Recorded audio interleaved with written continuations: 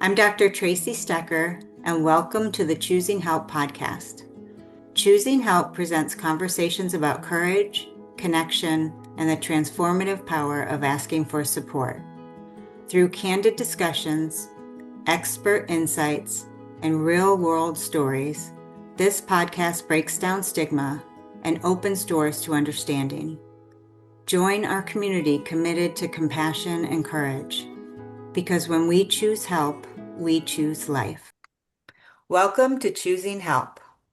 On this podcast, we have spent a lot of time bringing in some experts who have talked about mental health and mental health treatment. And we've also started a series that's focused on helping the helpers.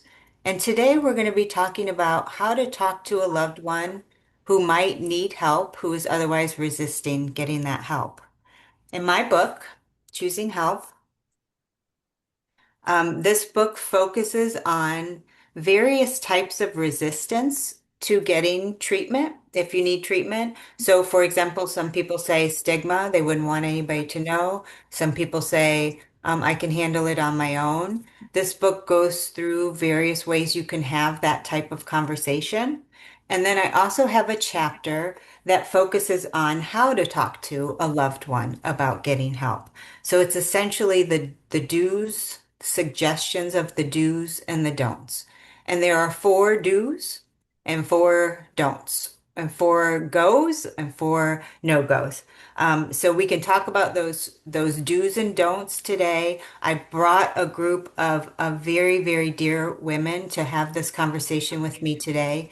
These are women of deep faith, women who have strong, strong connections with their families, their loved ones, their communities.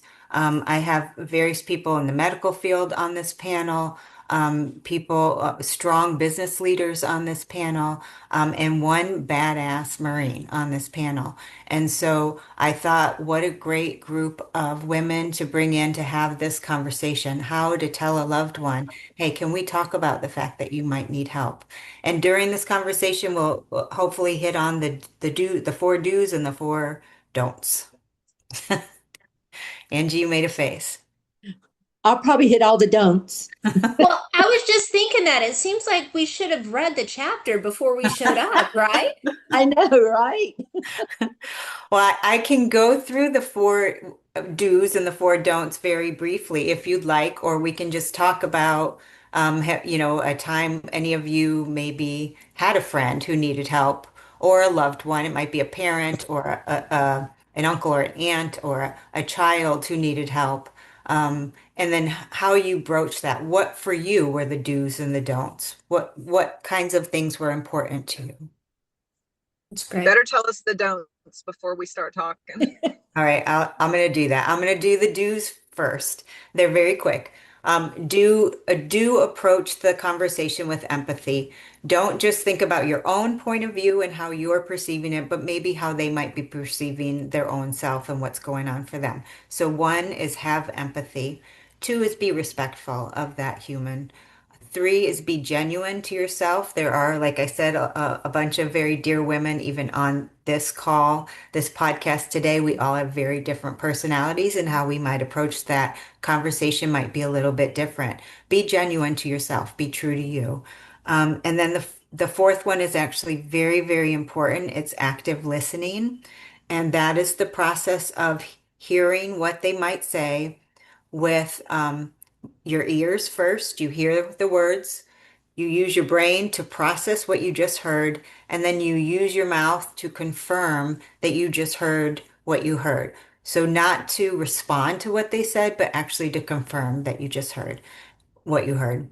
So that gives them a chance to either clarify it or confirm, yes, that is what I said. So those are the four things to bring to the table to have a healthy, productive conversation about something that might be very emotionally provocative. Bless you, Julie. Um, so empathy, respect, be genuine and authentic, and be a good listener. In terms of the four don'ts, um, one thing is strong. Well, I'm going to do the first one. The first one is cognitive impairment. If there is somebody in the conversation who is impaired in any way, there might be some sort of cognitive difficulties, or you're drunk, tired, or hungry. Those would be considered a no-goes. Wait until you're better settled to have those conversations. So no cognitive impairment. Two, strong emotions. If there's strong emotions, either just wait. Now, likely that these kind of conversations will be emotional. Emotions are okay. And in some cases, strong emotions are okay. But when you tip over to that other side, when you become less rational, that's the point to say, let's take a break and come back to this later, or even bring a third party in that's more neutral. The third one is enabling. If there's anybody involved in the situation who is enabling the person to not get help, it's a no-go. Enablers are in place in order to protect that person from working through that discomfort. And so an enabler is going to essentially maintain status quo. So it's pretty much a no-go. And then fourth is manipulation. If there's manipulation on the table, it's no-go. There's no tantruming. There's no demanding. There's no abuse of going to treatment. If there's any sort of emotional manipulation, it's a no-go. Go ahead and get a third neutral party to come on in and have the conversation with them. So any comments on those, either the goes or the no-goes?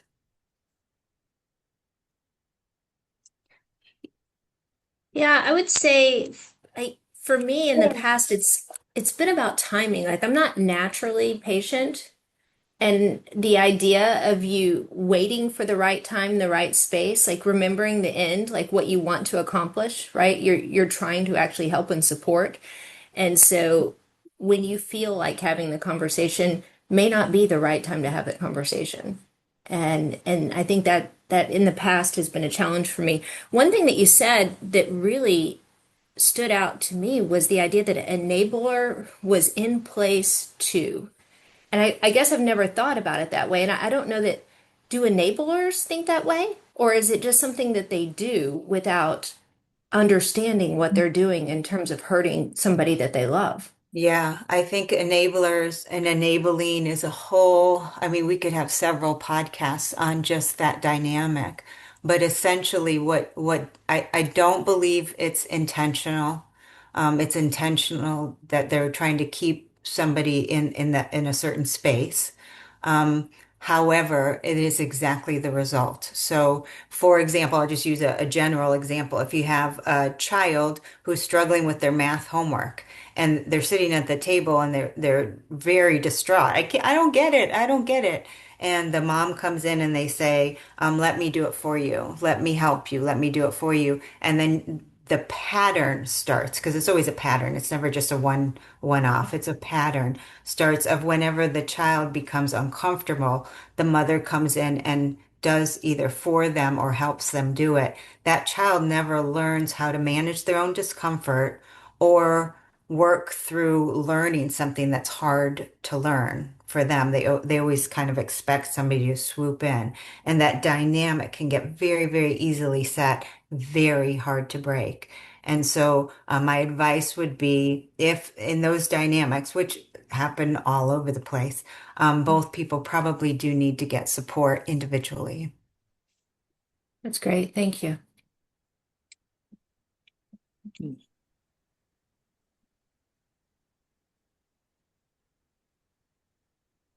I think it's hard when you have a loved one, because I just kind of had the situation yesterday with my own sister, whom most of you've heard me talk about, my crazy sister.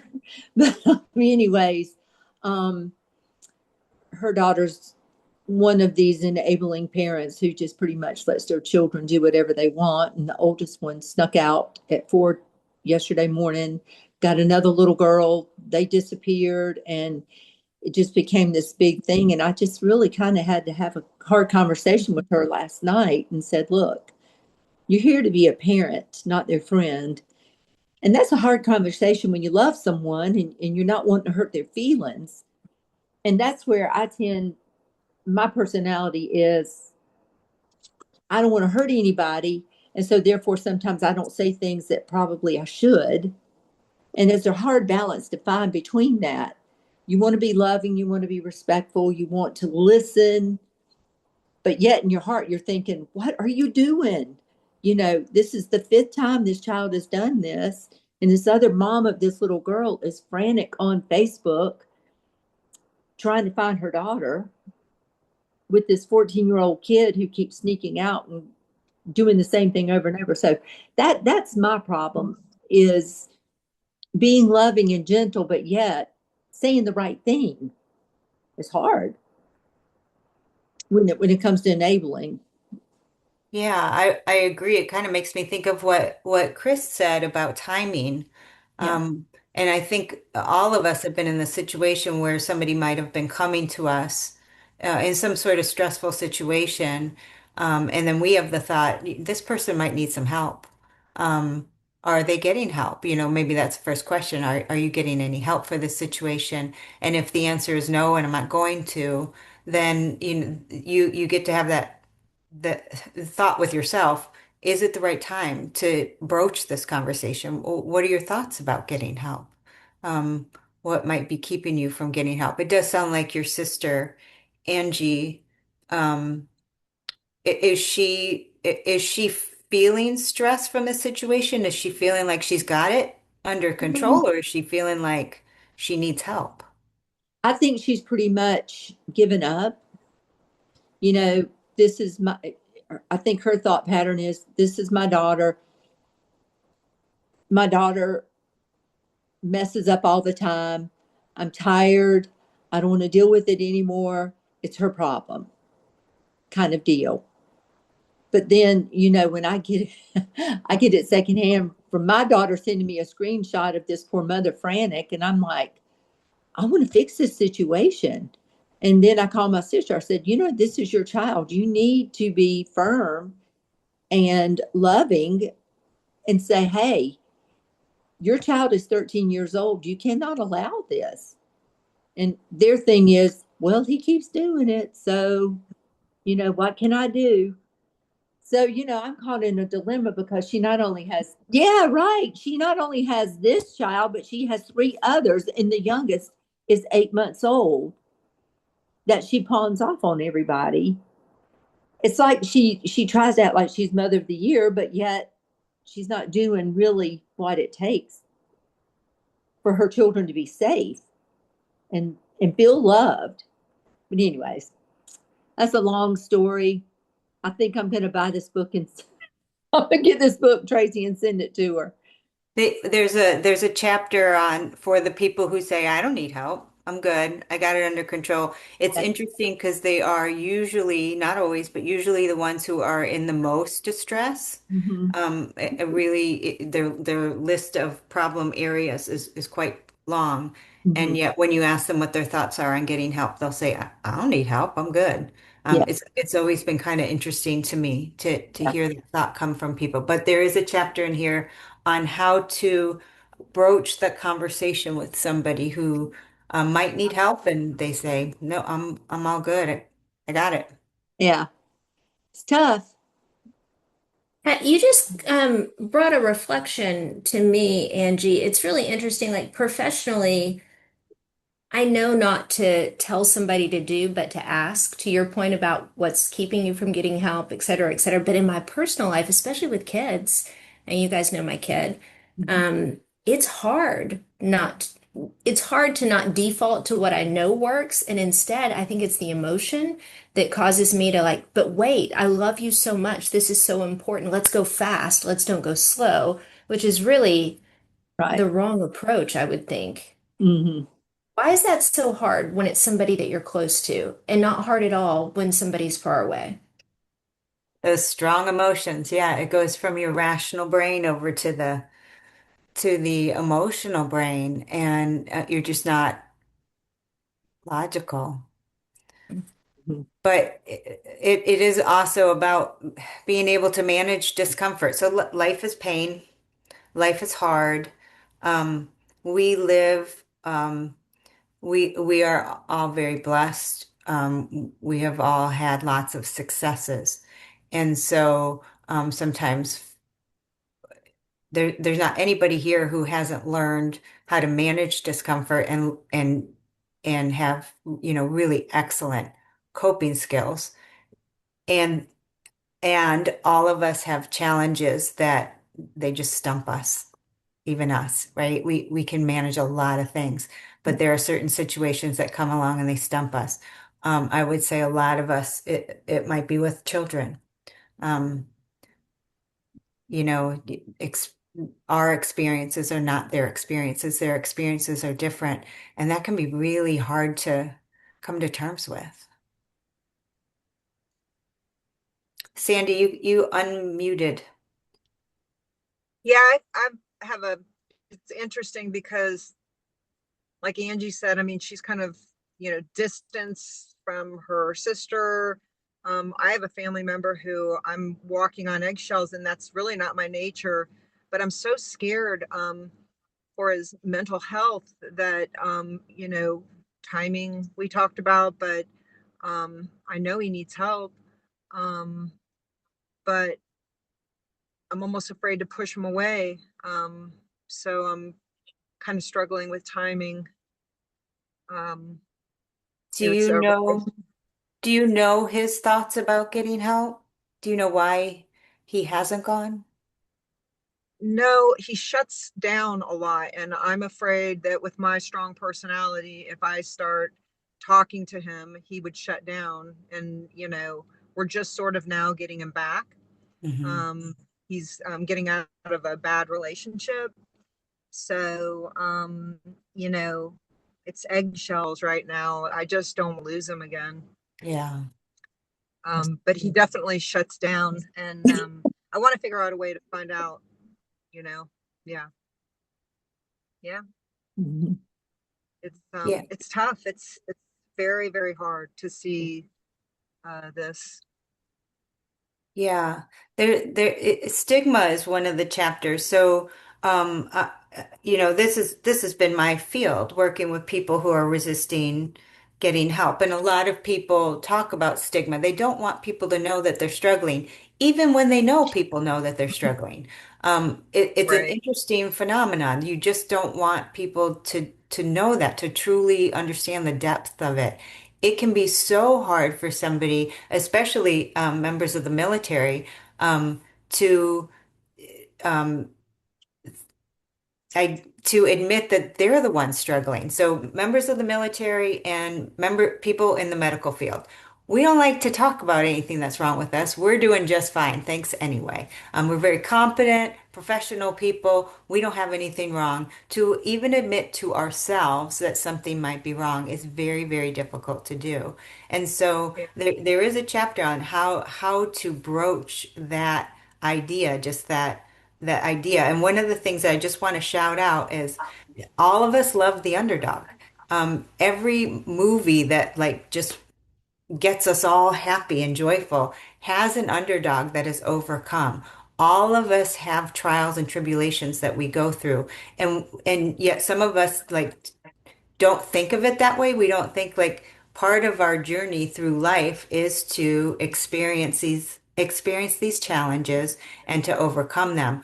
Our loved ones are cheering us on. They're not judging us. They're cheering us on. And so to even just think of it in that way, this is something I have to overcome. I need my people, but I also need to accept it in myself that I'm having a challenge and there are things I could do to work through this. Yeah. I'm not always going to do it well or elegantly, but that's okay. I'm going to keep trying. Um, Underdogs are our heroes. We watching somebody overcome challenges is like the biggest thrill in life. Yeah, you're right. That's a good point. And along those lines, I know from my own personal experience, and most of you know my story. My childhood was not easy, that kind of thing. And by the grace of God, I've overcome everything. And then my sister, on the other hand, has not. She has not been resilient, and it's very sad. But you never know how your story can impact somebody else's life. And like with your issue, Sandy, with what you're discussing, maybe somebody can be placed in his life that's kind of going through the same thing, and you know, just hopefully that's overcome these issues that could help. You know, someone who's strong, someone who believes that can happen. So you never know how your story can impact somebody else's life, and in a positive way, to get them thinking, you know what, maybe I need a little help in this area. Gosh, they did it. I can do it too. So it could be a good source of encouragement. Angie, I Yeah, it's love that also you brought interesting to this. me that oh, sorry, Chrissy.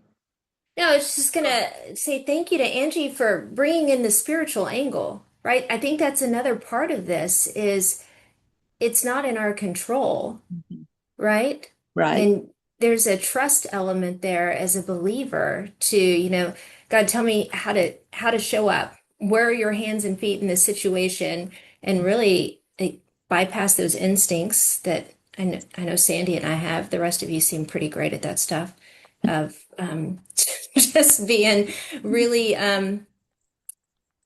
really assertive in order to create an outcome, believing that you're doing the right thing when, I mean, it's not in our hands at all. And I think sometimes it's hard to rest on his timeline.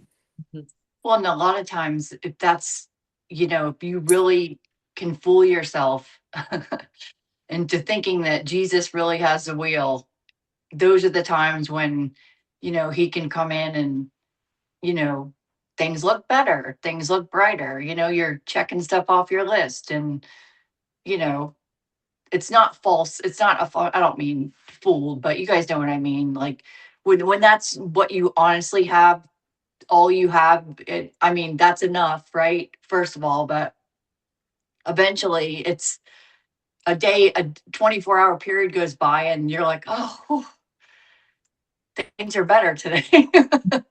Yeah. Yeah. Mm-hmm. Yeah. Well, and also to just appreciate the hardest things we've been through in life, all of us, are probably the things that made us who we are. I was listening to, was it Maya Angelou? She was talking about how to create a diamond. I will not get this quote right. I'm just going to butcher it. I shouldn't even be talking, but I'm going to say it anyway. But it had something to do with a diamond without all that pressure on it over time. Early on it's just dirt or becomes a little pebble. But the more pressure on it, that's actually how it grows into be a diamond, a very hard diamond. All of us became who we are. We're all successful women, became successful not because we had an easy path. It's because we had some challenges. And so to say that those challenges shouldn't be there and they're too hard, is an option. You can do that. Or I don't know how to handle this, so I'm just gonna lay low and do the things that I can to get through.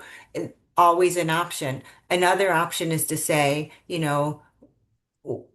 there must be other ways to deal with this situation. There've got to be experts. Let me ask the experts. If you have depression, somebody's depressed. I'm just going to grab one. There's depression. There are experts in depression. There are lots of therapeutics to manage depression. Why would you rely on just saying, I can handle this on my own? There are a bazillion different ways to manage depression.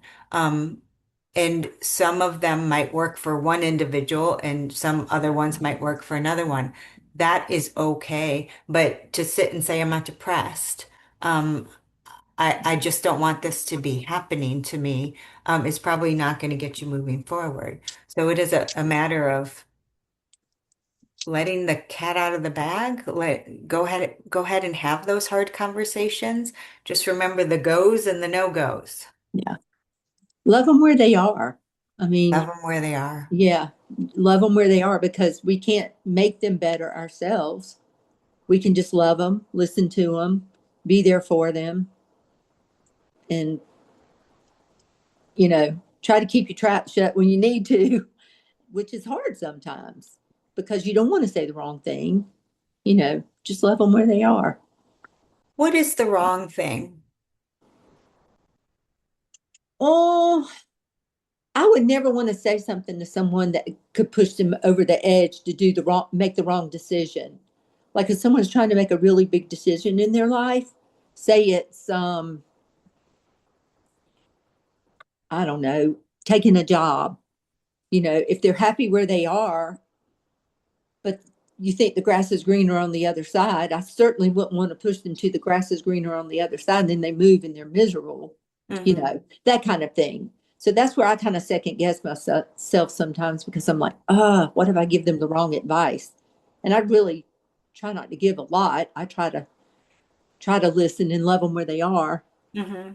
And that's probably not the right thing to do either all the time, but sometimes you got to be tough and say things they don't want to hear. But I'm not a professional either. I know y'all think I am, but I'm not. So, I don't know. That's where I struggle. I just don't want to mess somebody up. Okay. Just Whether remember it's in our family. remember the four goes then. Yeah. Be empathic, recognize that listen to where they're coming from, walk in their shoes with them, be respectful, be authentically you, and then just engage in active listening. Um, Highly unlikely you can say the wrong thing if you're engaged in those four things. That's good to know. That's really good. Actually, those are four really good things to kind of live by with anything you do in your life. Any sort of hard, Yeah. emotional, difficult conversation, I would replay those four things. Just make sure Yeah. you're settled in there. Not a I told you so. Not I told you so. I've got I can do that too. Oh gosh.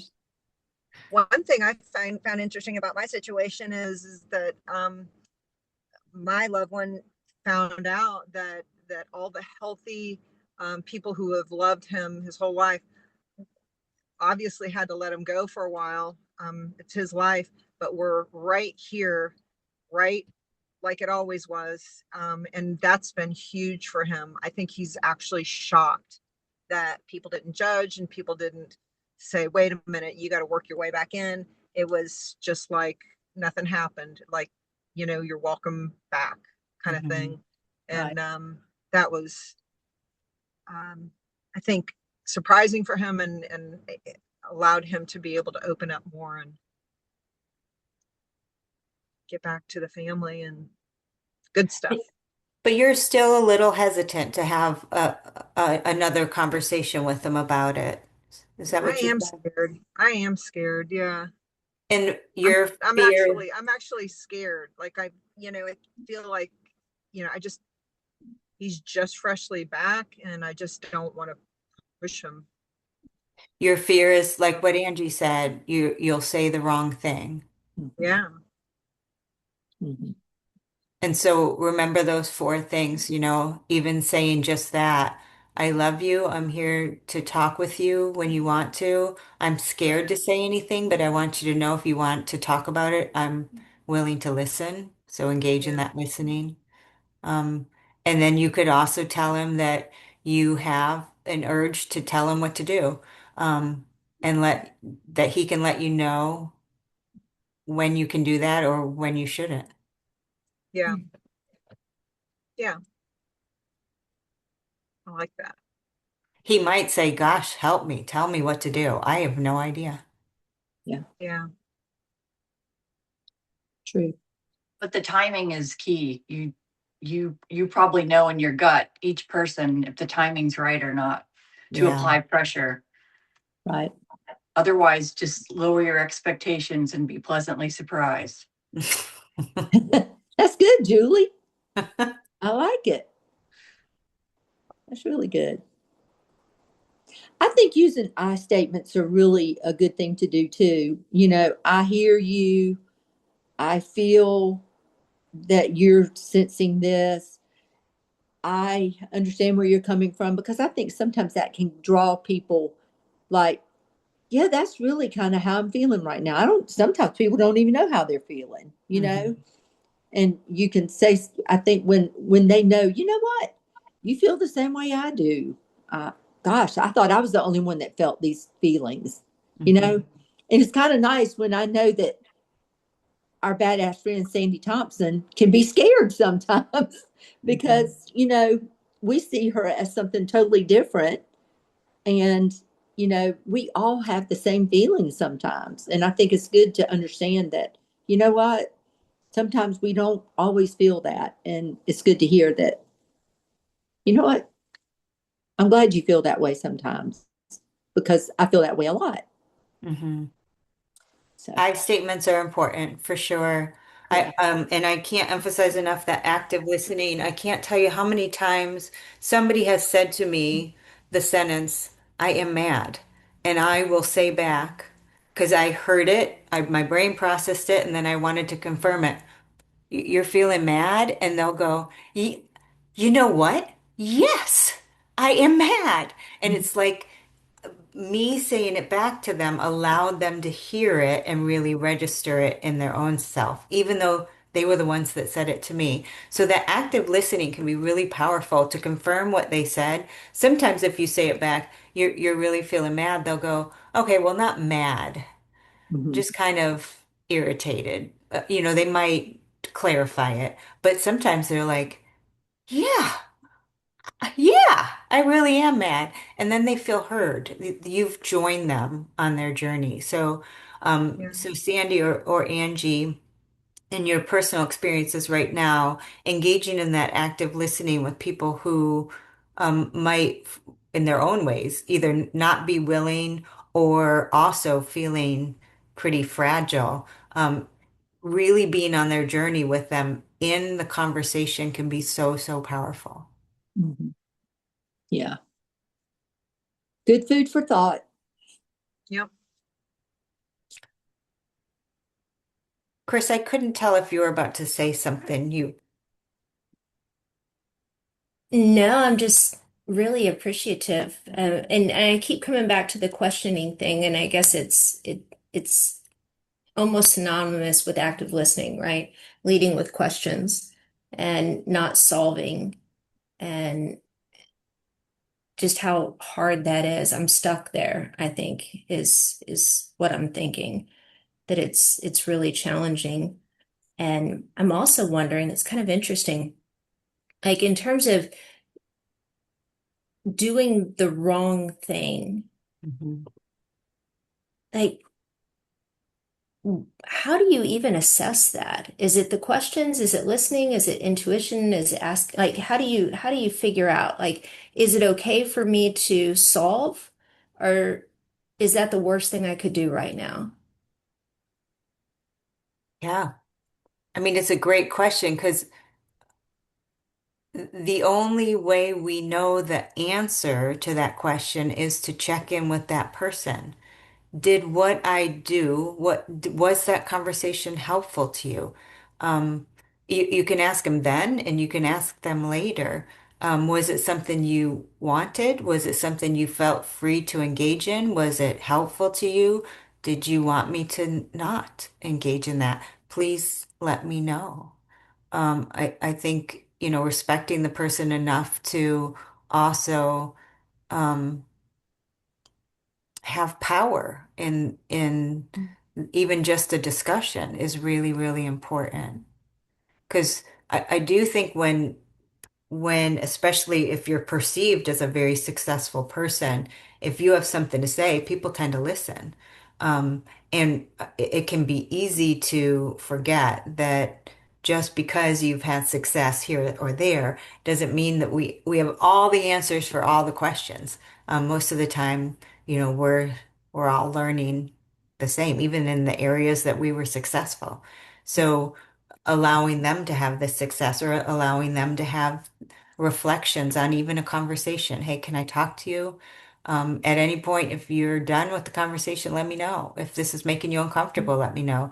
If the discomfort is tolerable, hey, let's sit in it. If it's intolerable, let's come back to it later, or I'll let you say no.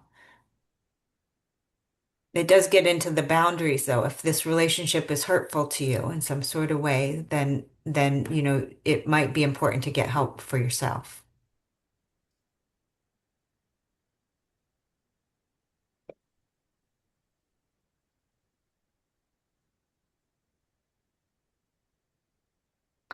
This is the most quiet this group of women have ever been.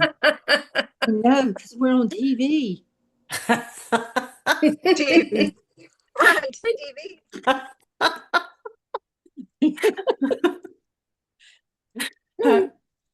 All right, does anybody want any last minute thoughts, reflections? Think that all you women, and I know you all pretty well, do a pretty amazing job at supporting not only your loved ones, but supporting each other. I know I could pick up the phone any minute and call any one of you, and you would be there. And not everybody can say that. And I think, especially Tracy, knowing you outside of this realm of being Dr. Tracy, sometimes I look at her and go, "Are you analyzing me right now?" I've got a jacket to that club too. Yeah, right. And I'm like, so what do you see up in this head of mine? I just really appreciate that we all have each other. I just want you to know how much I love you all very much. And I just want to applaud how beautiful your work is, Mm-hmm. Dr. Stecker. Like coming from a military family and how you have devoted your brain, your intellect, your skills, your training to improve experiences for our veterans is really beautiful. I thank you for that. Thank you. That means a lot. Thank you. Yeah, I agree. And And that's why, Julie, thank you for serving. thank you for serving, you badass Marine. Right. You guys are so sweet. Thank you. Um, One of the reasons why I brought this particular group of women to have this first conversation is because I knew that this conversation we could do this. I also want to bring in groups of men at various ages, and groups of women at various ages. We're a more mature, successful group of women. It will be very interesting to see a younger group of women and how they might approach this same topic, and even learning from some of the differences. Are there gender differences? You know, the way women might talk to each other versus men of the same age, teenage boys, boys or young men in their 20s, young women in their 20s, the same topic. How do you have conversations with somebody who might need help? And just along the age range and gender, I think it could be really interesting. But I started with you because I knew we could do this and it would be a good starting point. And I thank you all for being here. Thank you for Thanks having. for trusting us. Yeah. Yeah. So if anybody is having issues with mental health or substance use issues and they would like more information, please consult our website at choosinghelp.com and we will sign off and wish you all well. Thank you. Thank you. You. Bye, y'all.